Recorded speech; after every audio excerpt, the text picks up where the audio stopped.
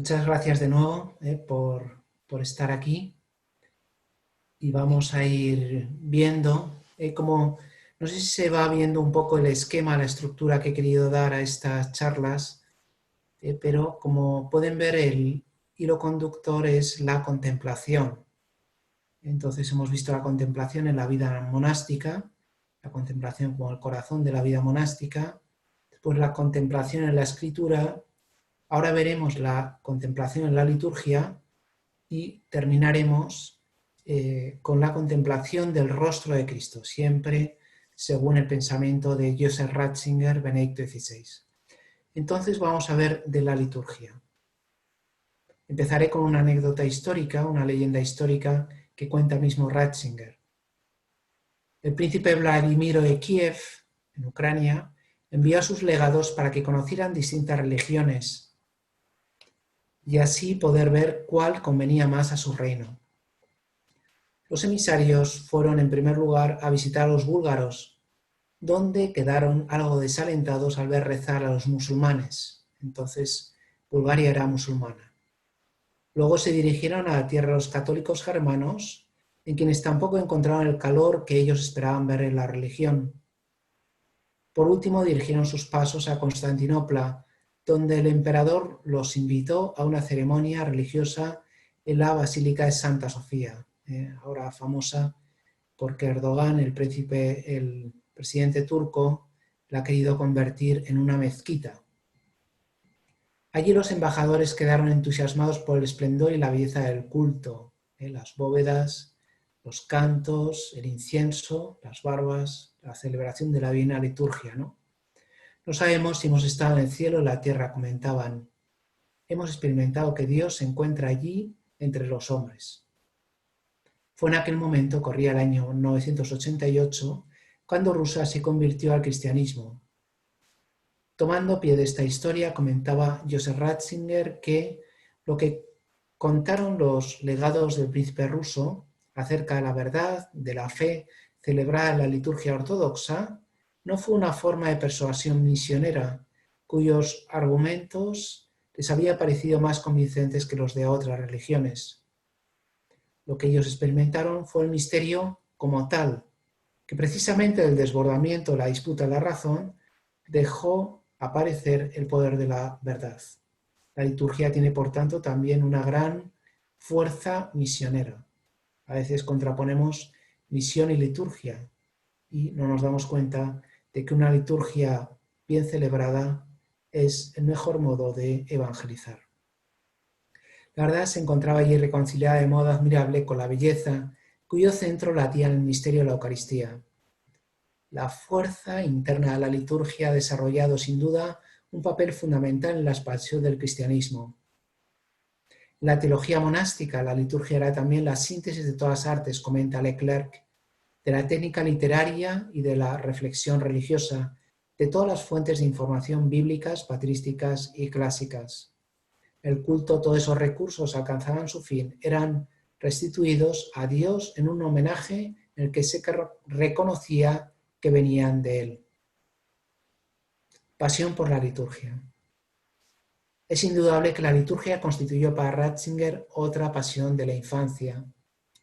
Nos entusiasmaban todas las fiestas litúrgicas que entonces había, su música, los ornamentos, las imágenes. Así evocaba el teólogo bávaro sus primeros recuerdos litúrgicos. El arte y la liturgia estimulaban su curiosidad infantil a la vez que iba descubriendo la riqueza de las oraciones litúrgicas, gracias también al misal de los fieles que le regalaron sus padres, el Schott, que elaboró un benedictino.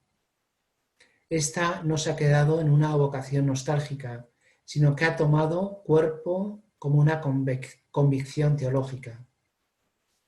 La liturgia de la Iglesia, escribía en 2008, ha sido para mí desde la infancia la realidad central de mi vida y mi formación teológica ha tenido lugar en la escuela de profesores como Schmaus, Schengen, Pascher, Guardini, donde han dado mis esfuerzos teológicos. Es más, permanecerá como la convicción de que los problemas de la Iglesia surgen y se resuelven en la liturgia. Estoy convencido, afirmaba en 1996, de que la crisis eclesial en que nos encontramos hoy depende en gran parte del hundimiento de la liturgia. Constituye además un lugar teológico para la comprensión de la Iglesia. En mi opinión, para entender bien la Iglesia, hemos de contemplarla sobre todo a partir de la liturgia. Por tanto, redescubrir, decía en otro lugar, que la liturgia está viva y que es una realidad viva de la Iglesia como tal, ha sido el enriquecimiento más grande para la Iglesia. Veremos luego cómo él celebra que el primer documento aprobado por el Vaticano II sea precisamente la Constitución sobre la liturgia Sacrosanctum Concilium. Es la primera piedra del concilio, el corazón de la Iglesia, uno de sus principales órganos vitales. Para esto tenemos que remontarnos al movimiento litúrgico, del cual seguramente ustedes saben más que yo, ¿no? La importancia de la liturgia resultan centrales en la vida cristiana y en la teología Ratzinger. La inagotable realidad de la liturgia en la teología católica me ha acompañado a lo largo de todas las etapas de mi vida. Por este motivo, no pude dejar de hablar continuamente de ella. Su pasión por la liturgia alcanza todos los ámbitos. El orden práctico y teológico, como veremos, no duda en afirmar que la liturgia constituye el centro de la Iglesia, a la vez que añade que la liturgia tiene que ver con el mismo núcleo de la fe cristiana. En liturgia tiene, en definitiva, como afirmará en la introducción al volumen de sus Gesammelte Schriften, de sus obras completas dedicado a este tema, el 11, el rostro de la fe y de la Iglesia se presenta siempre en relación con la liturgia. Resulta también evidente que el actual pontífice emérito ha prestado una gran atención a este tema desde hace mucho tiempo. Así, por ejemplo, al hablar de las fuentes que alimentan toda la teología, se refería en primer lugar a la Escritura y a los padres. Pero además existía un tercer elemento. La Iglesia antigua creó las formas básicas del culto cristiano. La liturgia ofrece, por tanto, la voz de la Escritura y un claro testimonio del Espíritu de los padres, y por eso puede ser considerada como testigo fidedigno de la fe cristiana.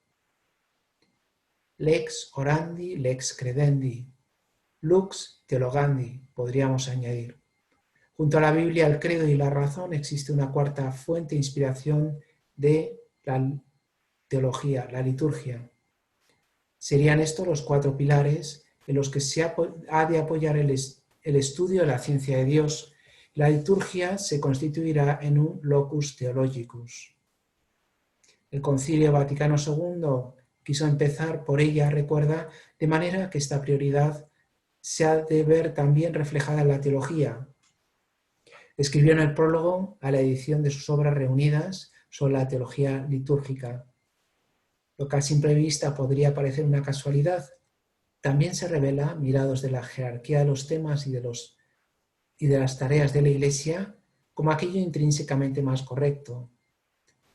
Comenzando con el tema liturgia, se puso inequívocamente a la luz el primado de Dios, la prioridad del tema Dios, Dios ante todo. Así nos lo dice al inicio de la Constitución sobre la liturgia. Con la mirada de Dios, cuando la mirada de Dios no es determinante, todo lo demás pierde su orientación. Las palabras de la regla benedictina ergo nihil opere Dei perponatur, una vez más, ¿no? Por tanto, no se antepongan nada a la obra de Dios, valen en modo específico para el monaquismo, pero tienen valor como orden de las prioridades también para la vida de la Iglesia y para cada uno en el modo que le corresponde. O sea, es para ustedes y para toda la Iglesia. De esta manera, comenta Hopping, para Ratzinger la liturgia no solo tiene un carácter teológico, sino también revelativo. El movimiento litúrgico y el desarrollo de la teología de los misterios en Alemania tuvieron sin duda una gran importancia en todo el itinerario personal del joven teólogo.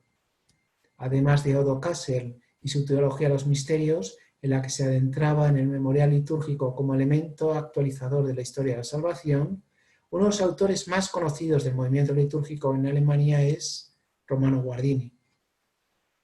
Una de las primeras lecturas, seguía recordando ya como cardenal, después de comenzar los estudios de teología a principios de 1946, fue la primera de las obras de Romano Guardini, El espíritu de la liturgia, un pequeño volumen publicado en la Pascua de 1918. Esta obra puede considerarse con toda razón el punto de partida del movimiento litúrgico en Alemania. Contribuyó de manera decisiva a redescubrir toda la belleza de la liturgia, toda su riqueza oculta, su grandeza intemporal. Hizo de ella el centro vivificante de la Iglesia. Este pequeño libro consistía, afirmaba un liturgista catalán, una apología formulada a partir de las bases del pensamiento moderno, de la naturaleza de la vida litúrgica y de su manera propia de expresarse.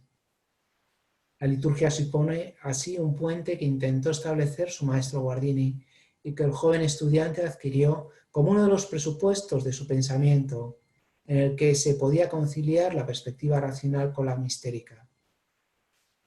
Él mismo cuenta cómo en su infancia, bajo la opresión del régimen nacionalsocialista, hubo dos realidades que le libraron de como si fueran un refugio. En primer lugar fue la razón, tenía que discutir cuando decían ese es católico, ese va a misa, ese se va a hacer cura, entonces tenía que debatir y eso le dio fuerza, ¿no? Y el otro lugar que sirvió de refugio contra la dictadura nacionalsocialista fue la liturgia, donde encontraba directamente a Dios.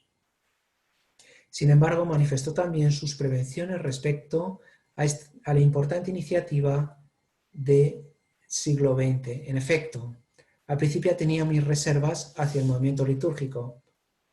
En muchos de sus representantes me parecía percibir un racionalismo y un historicismo unilaterales, una actitud demasiado dirigida hacia la forma y la originalidad históricas. Gracias a las lecciones de Passer, su profesor de teología pastoral, y a la solemnidad con que nos enseñaba a celebrar la liturgia según su espíritu más profundo, llegué también yo, a convertirme en un firme partidario del movimiento litúrgico. Así como había aprendido a comprender el Nuevo Testamento como alma de la teología, entendí del mismo modo la liturgia como el fundamento de la vida. De su maestro muniqués Gottlieb Schengen, resaltó Ratzinger que se ocupó también con gran competencia de la teología del misterio, iniciada por el benedictino de Maria Laach Odo Kassel.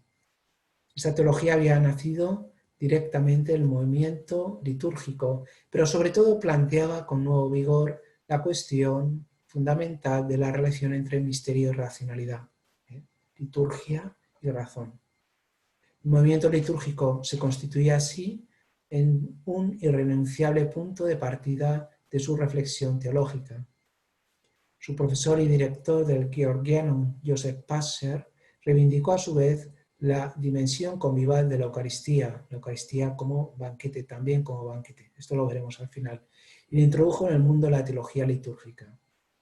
Passer insistía en que esta disciplina no solo se debía ocupar de las rúbricas, sino sobre todo de las nígricas, es decir, de los textos litúrgicos impresos con tinta negra, no solo de las rúbricas, sino también lo que está escrito en negro, es decir, de la inmensa mayoría de ellos.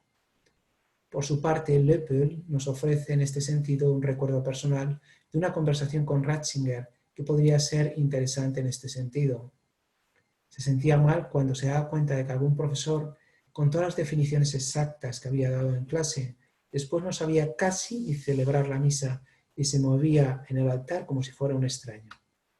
Una vez, mientras uno de ellos celebraba la Eucaristía, me dijo, míralo, ni siquiera sabe lo que está sucediendo. En la liturgia se unen el homo ludens et symbolicus y el homo orans et deprecans. Y por eso en esta cabe también la seriedad y la solemnidad de la celebración. Desde un primer momento, la asunción de las ideas del movimiento litúrgico será para Ratzinger una asimilación crítica en la que se conjugan sus mejores desarrollos y adquisiciones con la propia visión eclesial y teológica.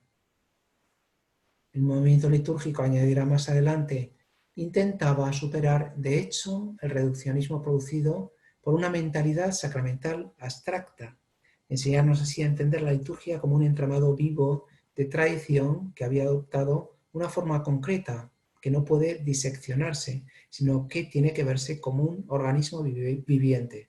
Este concepto organismo de desarrollo orgánico es muy importante también en su idea sobre la liturgia.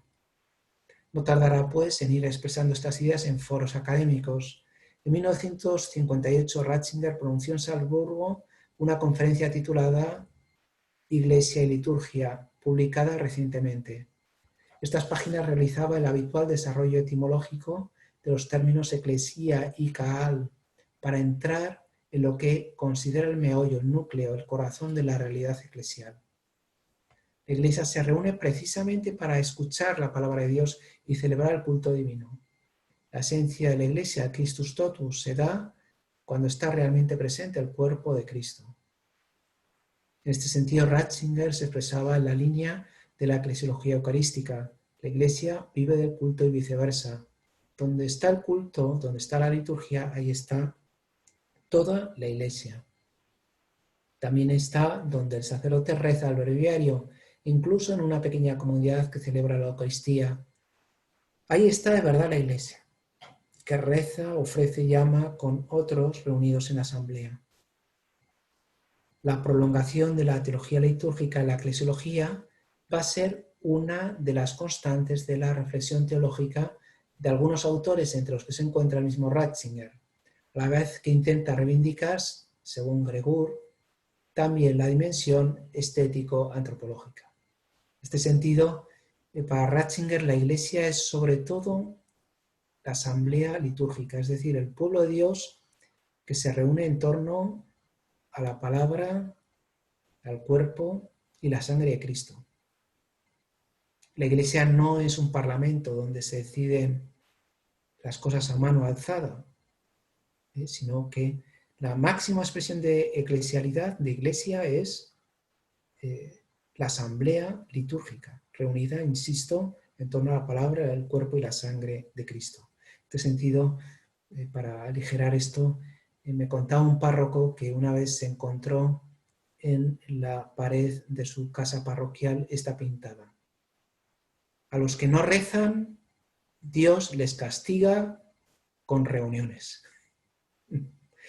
Bueno, pues ya se ve que esta idea está expresada aquí de un modo jocoso, ¿no? Concilio y posconcilio.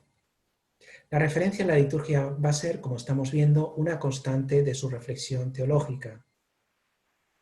Debemos igualmente cómo, siendo ya profesor en Bonn, y a propósito de la celebración inicial del Concilio Vaticano II, comentaba Ratzinger sus recuerdos como perito conciliar, afirmando que le pareció una liturgia poco acorde con los tiempos que corrían. Sin embargo, la sensibilidad litúrgica del momento irá haciéndose presente poco a poco en el concilio, tal como apareció reflejado en la futura Constitución Sacrosanctum Concilium del año 63. Esto despertó el entusiasmo del joven teólogo, quien, al ver el acuerdo alcanzado entre los padres conciliares, escribió que la liturgia era la verdadera fuente de vida en la Iglesia y, por tanto, el auténtico punto de partida de toda renovación. El profesor Ratzinger escribía así, por aquel entonces, a favor de las nuevas propuestas litúrgicas: la dimensión comunitaria de la celebración, la importancia de la proclamación de la palabra, la participación activa de los laicos, el uso de las lenguas vernáculas, la riqueza de los ritos litúrgicos orientales. Se declaró, por tanto, un firme partidario de la renovación litúrgica auspiciada por el Vaticano II. Pensaba en una renovación de la Iglesia por medio de la renovación litúrgica. Y un poco más adelante, en otoño de 1964, se preguntaba también si la reforma litúrgica conseguirá una nueva comprensión recíproca entre los cristianos, con consecuencias ecuménicas positivas. Es decir, que ustedes, cuidando la liturgia y celebrando bien, con belleza, con decoro, con unción, con piedad, están renovando y revivificando la Iglesia. Le prestó también atención en los años posteriores al Vaticano II, aunque ahora el entusiasmo era menor. La experiencia había venido a desmentir sus elevadas expectativas. En una controvertida intervención en el Katholikentag de Bamberg de 1966, un año después de la conclusión del concilio, afirmaba Ratzinger que el resultado del concilio que más salta a la vista era la renovación de la liturgia. Pero esa misma renovación, tan ansiosamente deseada y jubilosamente celebrada, ha venido a ser un signo de contradicción. Por un lado, rechazaba Ratzinger las críticas por considerarlas un acierto y un avance contra la dimensión comunitaria y el uso de las lenguas vernáculas en la liturgia. Era este, sin lugar a dudas, un logro del concilio. Sin embargo, ¿no estaba también cayendo la liturgia, se preguntaba, en un activismo y en una masificación vacías y sin sentido? Con tanto movimiento de actividad, no estábamos perdiendo de vista lo esencial. Recordaba allí, por tanto, la esencia del misterio eucarístico. La proclamación de lo que Cristo hizo por nosotros en el cenáculo es a la vez alabanza a Dios, que quiso tratarnos así por Cristo. Es memoria de los acontecimientos de salvación obrados por Dios, por la que nos introducimos en lo acontecido. Pero como memoria que nosotros celebramos es al mismo tiempo un grito a Dios para que acabe lo que antes ha comenzado, confesión de la fe y de la esperanza, acción de gracias y de súplica, predicación y oración de la comunidad. Se centraba igualmente en la importancia de la liturgia de la palabra, exponiendo en primer lugar los problemas que existían. La palabra se había vaciado en rito y la reforma de la liturgia no ha hecho otra cosa que revalorizar las exigencias de las palabras al volver a considerar así las exigencias del culto eclesiástico que se vierten en ellas. Las iglesias cristianas serán templos donde se realiza el sacrificio del Hijo ofrecido al Padre, y a la vez que lugar de reunión donde se escucha la palabra de Dios y no las superfluas palabras humanas, palabras. A esto se une una decisiva apología de la indispensable dimensión comunitaria del culto cristiano, a la vez del necesario encuentro personal con Dios. Nosotros nos encontramos con Dios en la Eucaristía, pero también nos encontramos con los demás, con la comunidad. Ahí es donde somos unidos, nos aglutinamos en torno al cuerpo y la sangre de Cristo. En conclusión, diremos que la liturgia no tiene como fin llenarnos entre el temor y el temblor del sentimiento santo, sino la de enfrentarnos con la espada tajante de la palabra de Dios. La liturgia no tiene como finalidad procurarnos un marco bello y festivo para la meditación y el silencioso recogimiento, sino para introducirnos en nosotros de los hijos de Dios y con ellos en la kenosis de Dios que extendió al ordinario. Cuando Ratzinger habla de nosotros, habla de la Iglesia, habla de esa dimensión comunitaria, comunional de la Iglesia. Hacía así una decisiva defensa de la reforma litúrgica, a la vez que era capaz de apreciar los límites y excesos de su errónea aplicación. Por la parte teológica hay un cierto arcaísmo cuyo fin es restablecer la forma clásica de la liturgia romana antes de las exuberancias medievales y carolingias.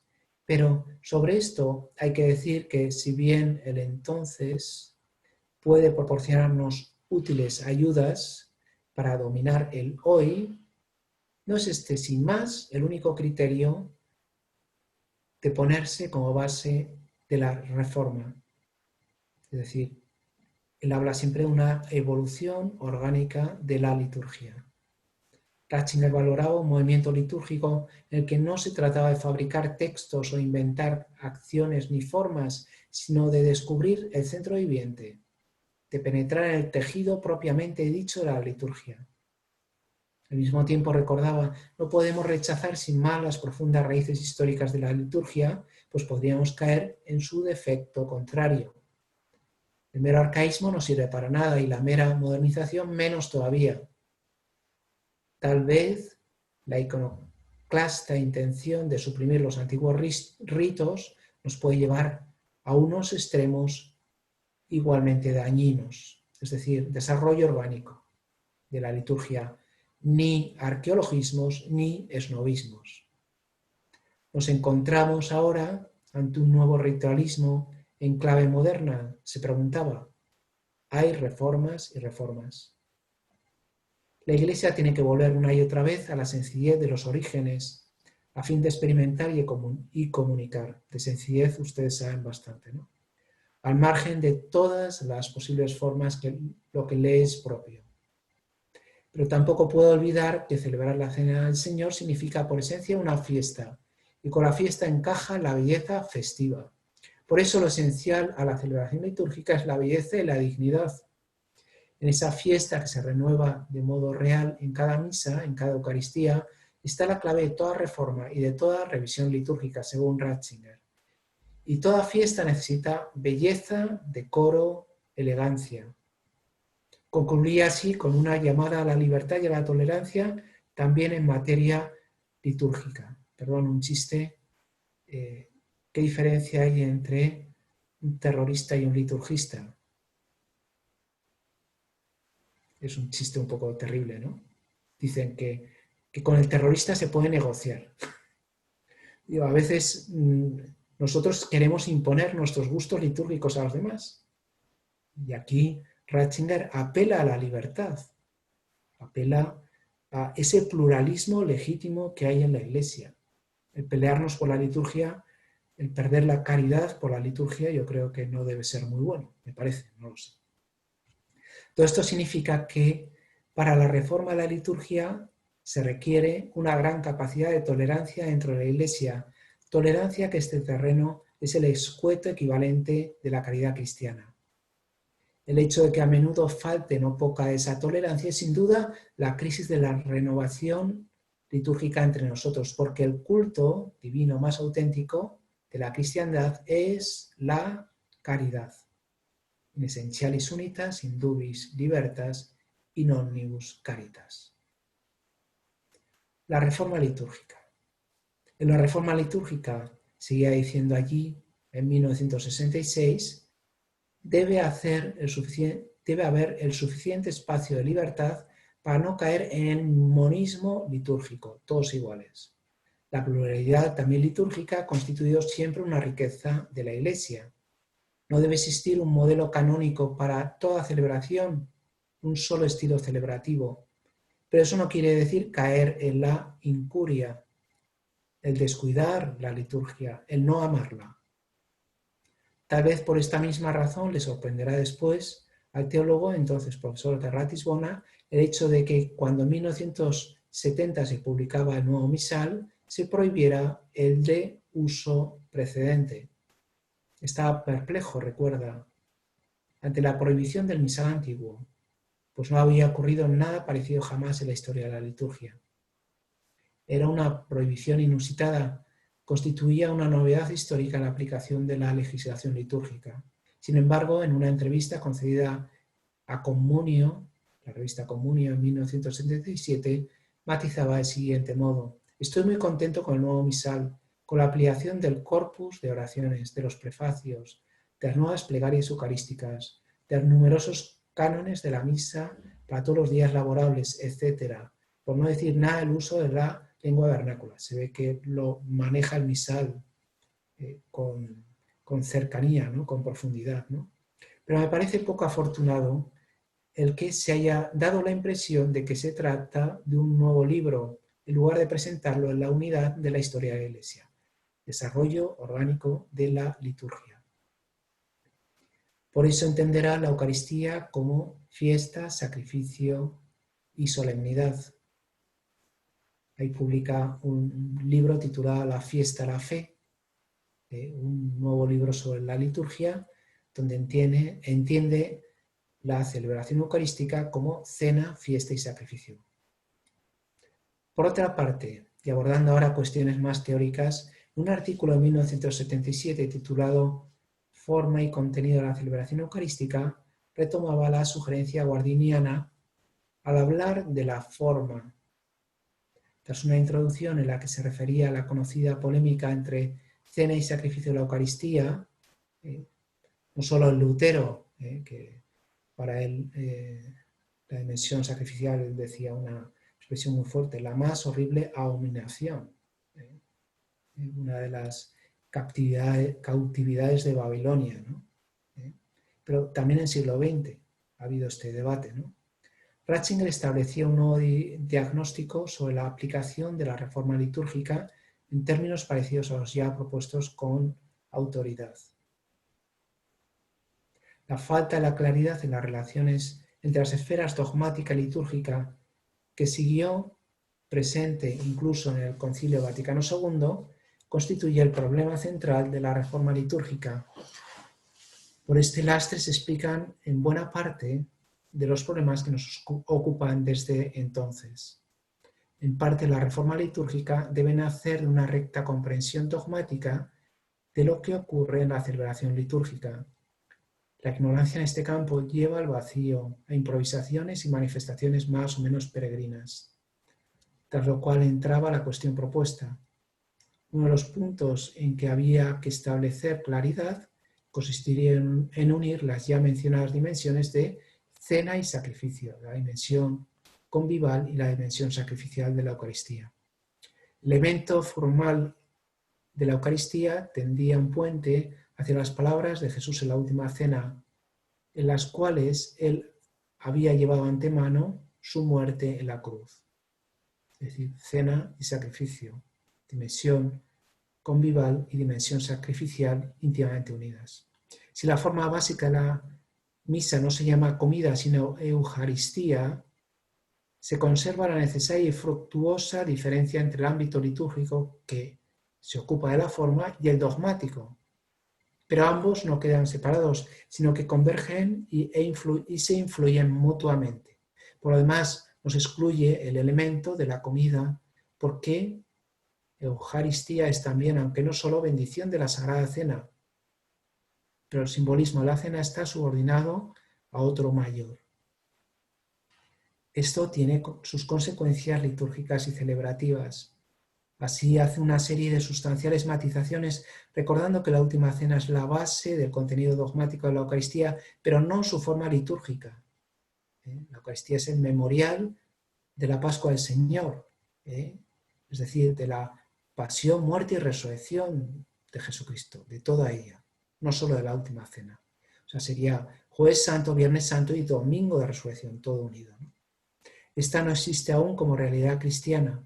La Iglesia tuvo que encontrar, cuando la separación de Israel se hizo inevitable, su propia forma litúrgica, conforme al sentido de lo que había transmitido. Es comida, es banquete, pero también es sacrificio.